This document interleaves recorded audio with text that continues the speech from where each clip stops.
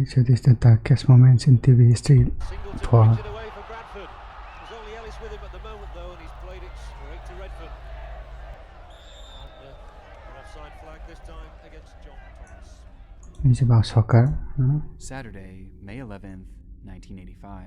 A soccer match is underway in Bradford, West Yorkshire, England, between the visiting team Lincoln City and the home team Bradford City, a group riding the high of having just won their divisional championship in the week prior.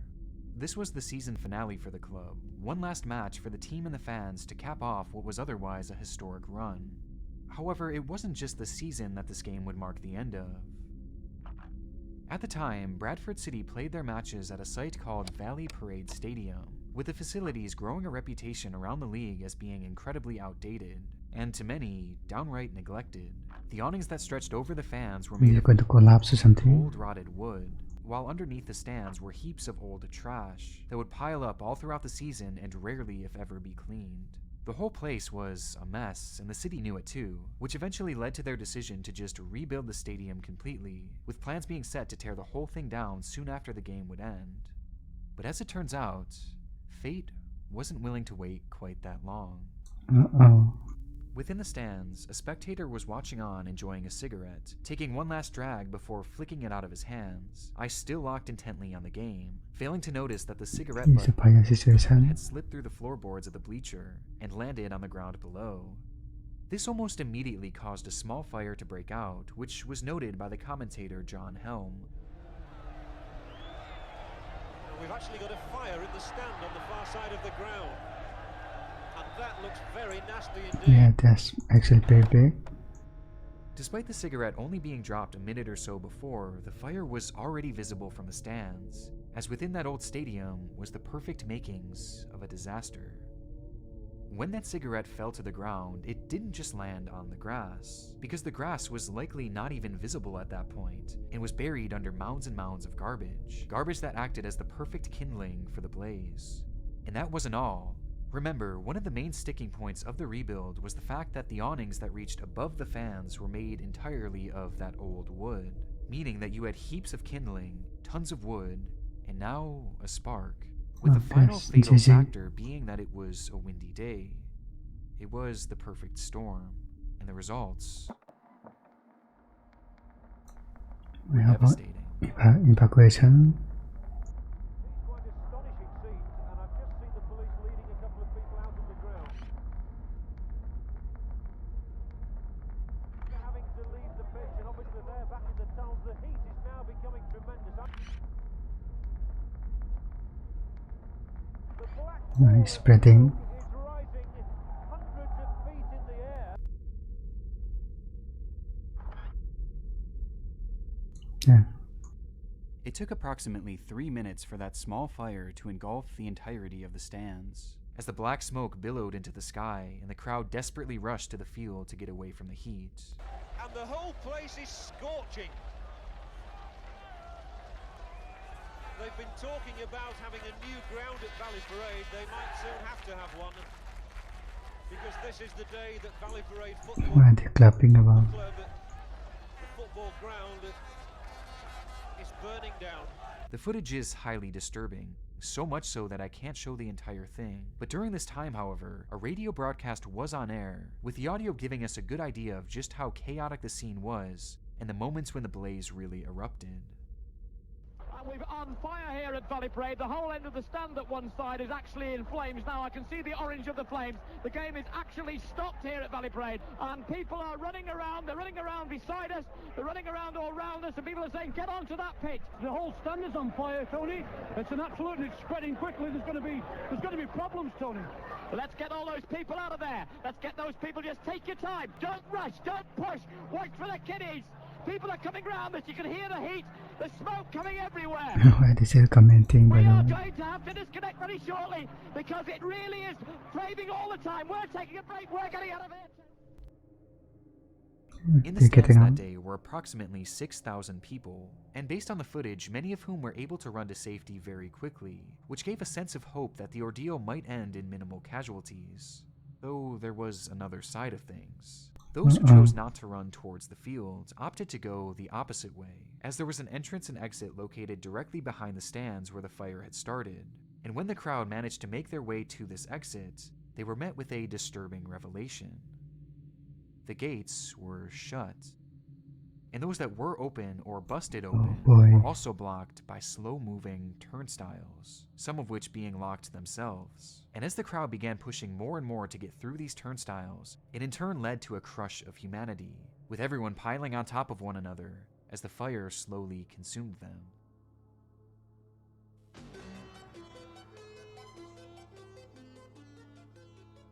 When the smoke cleared and the bodies were counted, 56 had tragically lost their lives, while another 265 were left with serious injuries, with the tragedy leading to numerous new safety standards for soccer stadiums across the country, as Valley Parade's notoriously bad reputation had finally caught up with it on its very last day of operation, marking one of the deadliest days in the world of soccer, and one of the darkest moments in television history. Bodies are being dragged away from that stand. That recorded the man's actions as he was taping a special program. Oh my God! Oh my God!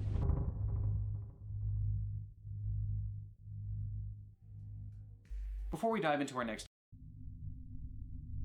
Okay, cool. Balloon breeze.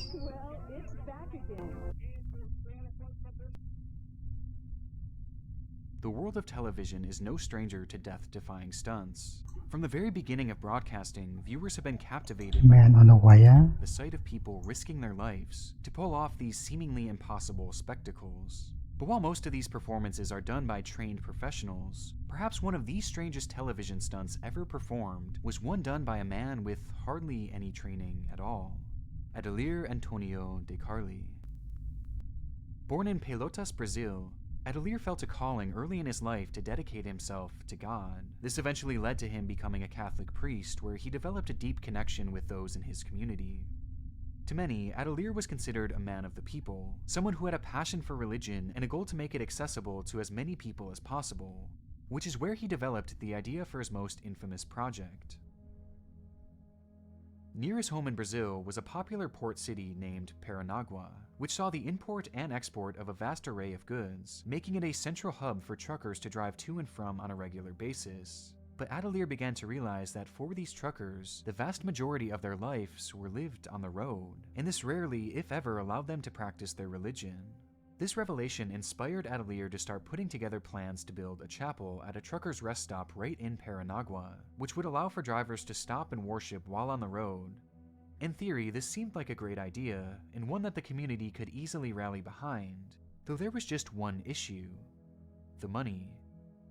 Building a chapel and maintaining it was not going to be cheap, and far exceeded what was possible with just his salary, making the whole thing seem like more of a dream than I anything, just want to do stunts to earn money. unless he could somehow find a way to raise the funds, which is when he had the idea. He was going to create a public spectacle, one where he would attach himself to hundreds of helium-filled balloons and take off into the sky in a process known as balloon clustering.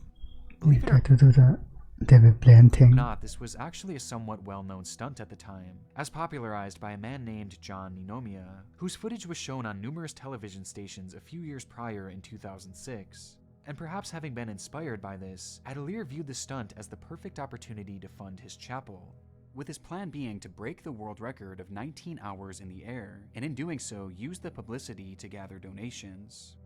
But the only problem was, he had no experience whatsoever. He had gone skydiving Yeah, numerous there's no times training. before though, and he believed that his familiarity with that would help him to break the record in no time. And so, on January 13th, 2008, in the city of Umpere, Brazil, over 600 balloons were filled with helium and attached to a chair, which Adelir was then strapped to.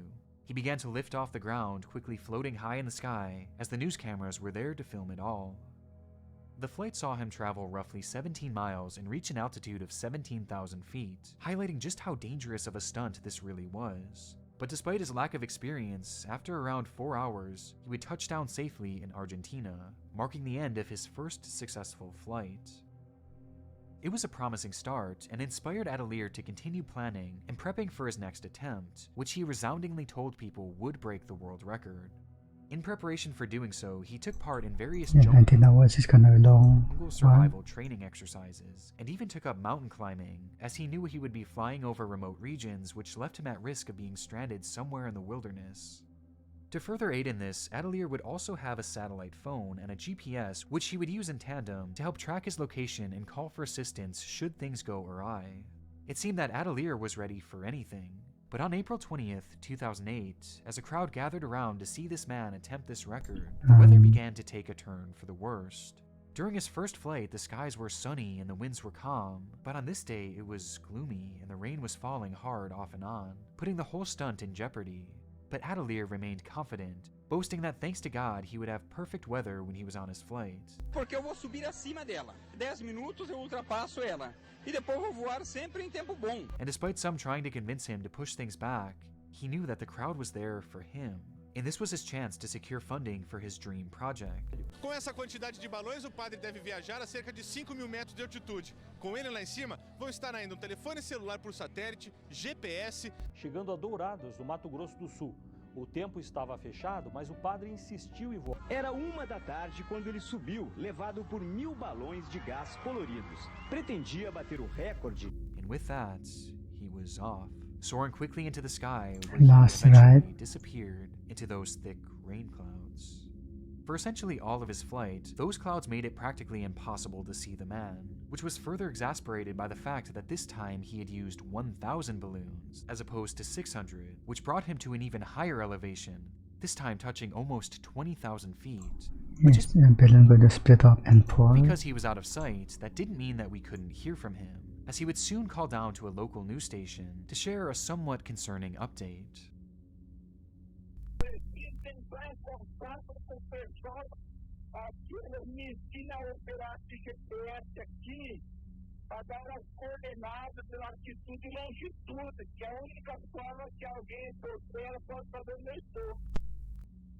Despite dedicating countless hours of training before the flight, there was one thing that Adelier had failed to prepare for: the GPS, as he was never shown how the device actually worked, and he only realized that he had no idea how to operate it once he was already at his peak altitude, meaning that he was essentially flying blind.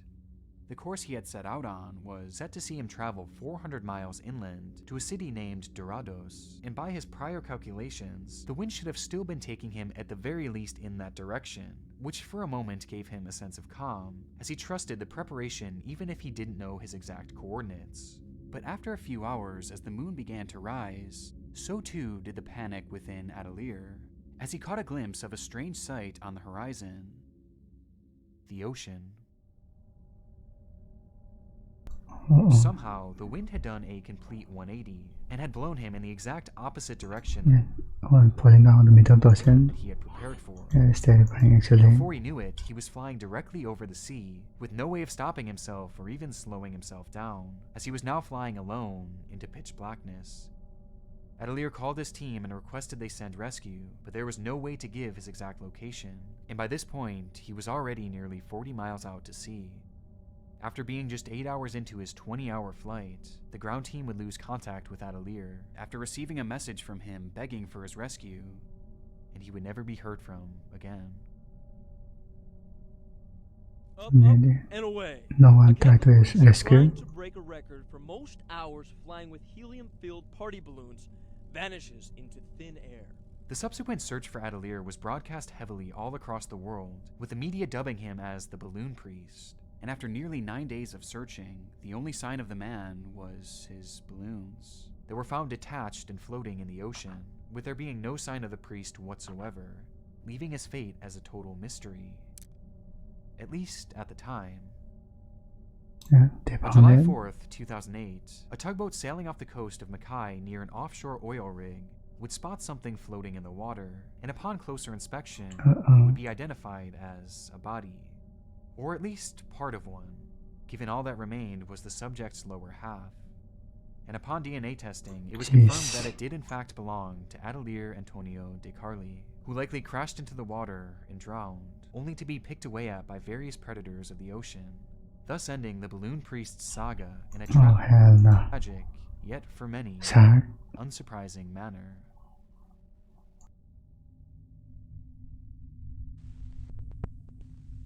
Night is the most dangerous time for pedestrians along streets and highways.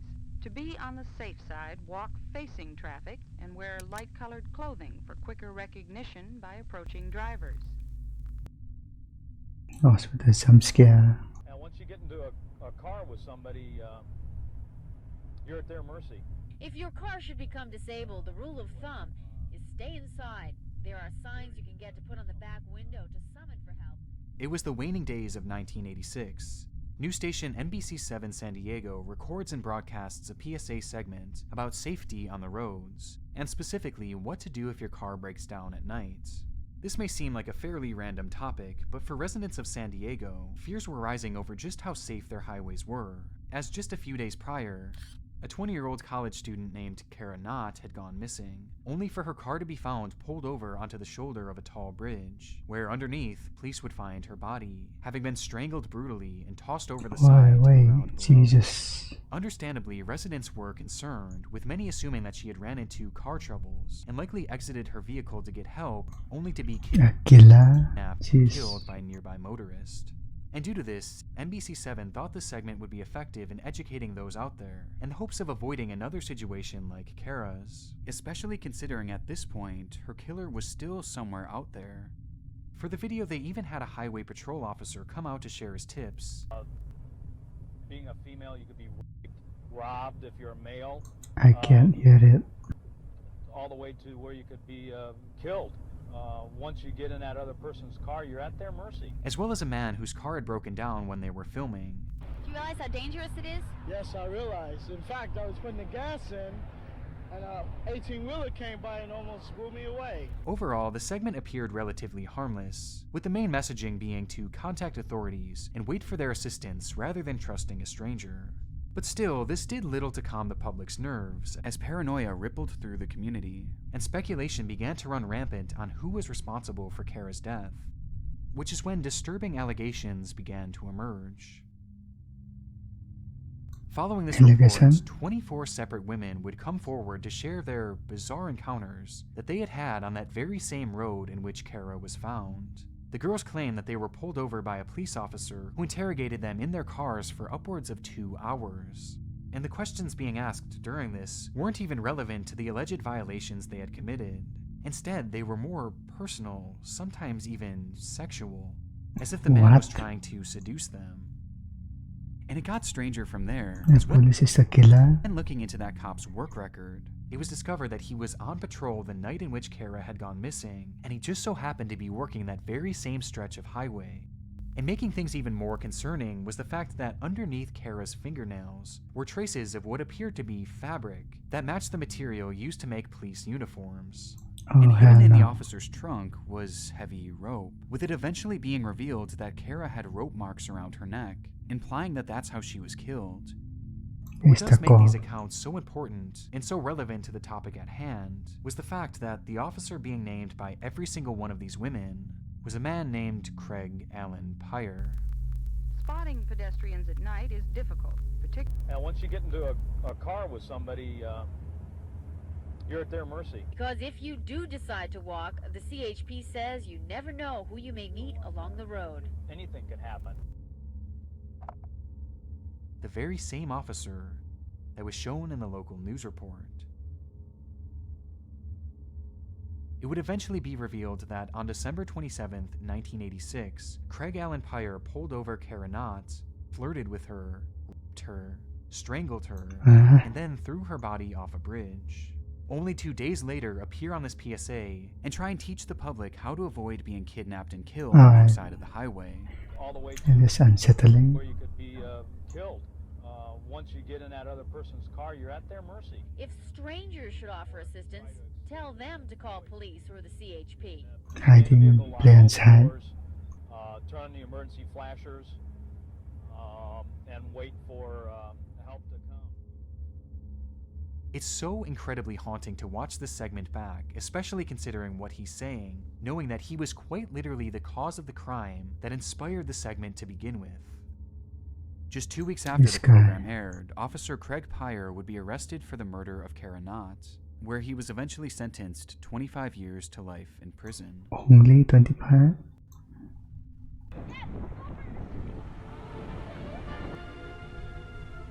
Niagara Falls, Ontario, Canada. That's it? Only 25? Spectacles in the world. That's crazy. Oh my God! Considered one of the most visually stunning locations in the United States, and even across the world, the 3 waterfalls that make up Niagara Falls offer a unique blend of beauty and violence, making it no wonder why tens of thousands of people visit the area every day just to take in the awe-inspiring views and that unbelievable rush of water. But on March 20th, 2003, as a typical crowd gathered to take their photos, their attention was captured by something far different than the scenery. Something that couldn't have been possible. It looked like a man in the water. Though he wasn't being swept over and he wasn't moving at all, he was just standing there, at the very edge of the falls, staring off into oblivion. Police were immediately called to the scene as a panic arose, and within minutes, rescue crews would begin their work, along with a cameraman from a local news station. So, where's the guy? Oh.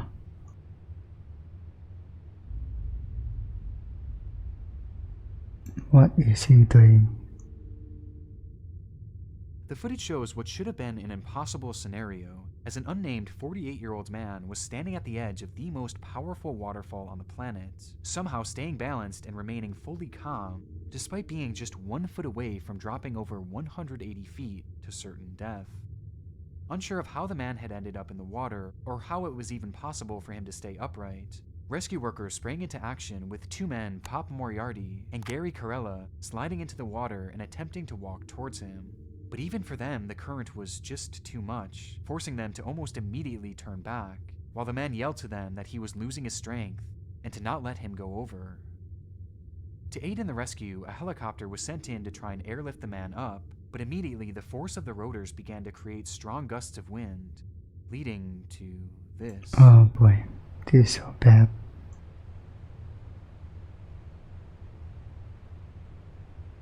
You're helping him, bruh.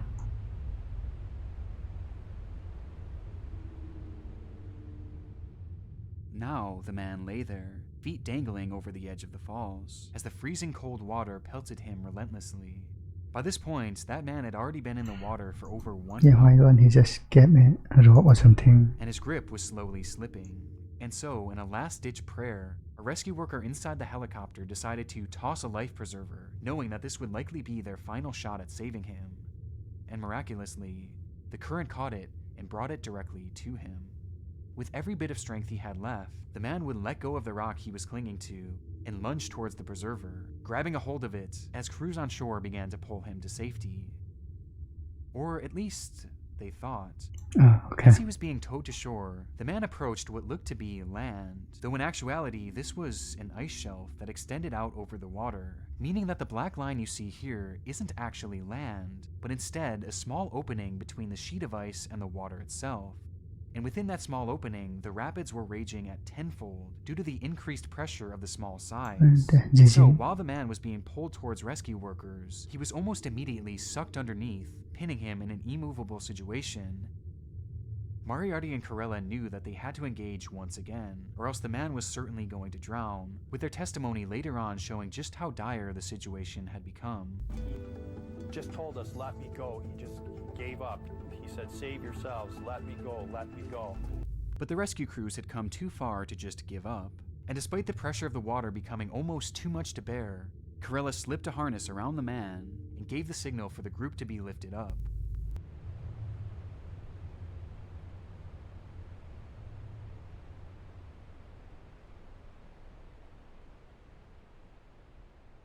If he survived? Somehow, they had all done the impossible, and with the victim now on solid ground, he was taken to a nearby hospital where, despite suffering from severe hypothermia, he would go on to survive, making it one of the most incredible rescues ever shown on television. But with the victim Happy ending. now safe, it was time to figure out what exactly had happened. Well, apparently, the man had lost all of his money due to a crippling gambling addiction, even gambling away the last of his family's own cat, Who would have thought that? losing everything and everyone in the process. And he entered the water that day, hoping to make it his last. But as he drifted towards the edge, he suddenly had a change of heart and decided to fight for survival. And somehow, when trying to stop himself, his foot became lodged in between two rocks, which also aided in shielding him from the rushing current, unlucky. allowing him not only to stay there, but to stand upright. It's unknown what happened to the man from here, as he's understandably never been named publicly, but I do hope he managed to find some peace and purpose, as his story is one of very few of this nature with a happy ending, especially within Niagara Falls, as the area has become a hotspot for attempts just like this, the vast majority of which sadly end successfully. And as it turns out, one such example of this was captured when the cameras happened to be rolling. And they recorded the man's said, actions as he was taping a special program with Phil Kavitz. It is Phil's voice you will hear on the tape. Factories, hotels, and other buildings line the river. As TV host Phil Kavitz is recording a program for the local nightly news in Buffalo, New York, he did so near the mouth of Niagara Falls, where the rapids are raging in a particularly fearsome manner. When suddenly, Buildings line the river. Then Frederick Olmsted started a campaign to persuade. we see a man come running from the brush and leap directly into the water. For obvious reasons, I can't show what happens next, as the water begins to sweep the man towards the edge of the falls, but the audio alone is sufficient in showing just how traumatic the moment was for the news crews watching on. Factories, hotels, and other buildings line the river. Then Frederick Olmsted started a campaign to persuade New York to buy the land. Oh my God! Holy oh my God! well, it's over then. As they watched in horror, the man was dragged to the edge and then swept directly off, going over head first and standing no chance of survival. According to the report, the man was never identified and his body was never found, likely having been pinned by the impossible force of the water at the bottom. But what I find most chilling about this video is the fact that it's only seemingly been archived in this poor quality, which makes deciphering details about it incredibly difficult. However, there were many who watched the program on TV the day after, as the news station actually aired this footage for the world to see, and one particular account has haunted me since the moment I first read it. I remember seeing this when it was first broadcast. Freaked me the hell out. It wasn't a worn-out videotape back then, and the image was a lot cleaner. The guy looked at the news crew and into the camera when they started yelling. Creepy and sad as hell. Despite being known for its beauty, there is a dark side to this amazing location, and one that has become, and likely will remain, no stranger to the world of television. Okay, that's everything then. Let's pick up with that. There's a new next video. Maybe I'll watch it.